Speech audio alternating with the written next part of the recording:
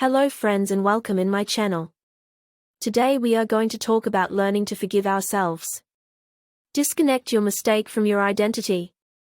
If you're beating yourself up for doing something wrong, and then beating yourself up for beating yourself up, you're never going to feel better. Instead, acknowledge that your guilt did serve a purpose, but that purpose isn't torturing yourself for eternity. Your brain has a vested interest in making sure at all times that you remember you're a person capable of hurting somebody, so that you never do it again, he says. This is why these mistakes end up feeling so overwhelming to us. We don't want to make them again, so our brains harp on them to create a constant warning signal. But if you can recognize that you haven't done it again, and that the memory is serving its purpose, you can begin to stop obsessing. It's hard, because your body has such a vested interest in you not forgetting what you did, says Deloney. You have to decide, this is a thing that happened, not who I am.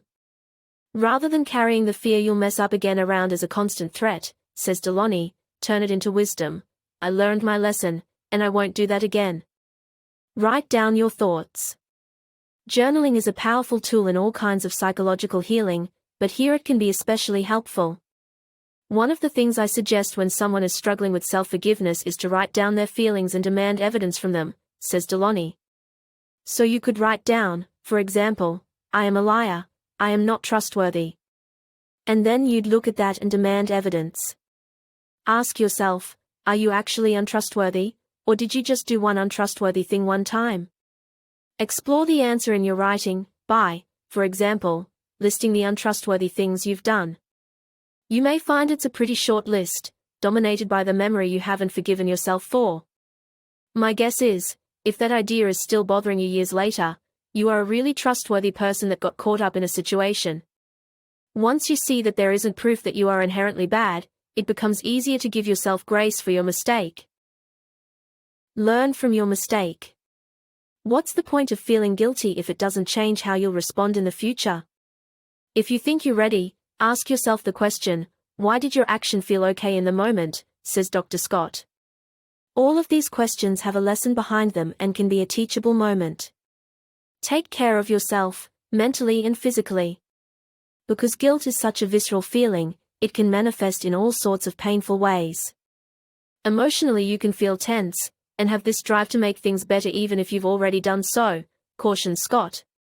If we carry the guilt and shame too long, it can cause distance in our relationships. Carried even longer, it can begin to alter our perception of ourselves and take a significant toll on our confidence and mental health.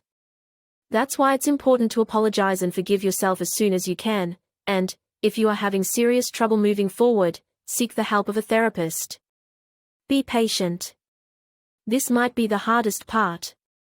Often when we feel embarrassed and guilty about our actions, we want everything to be back to normal, especially if we've hurt people.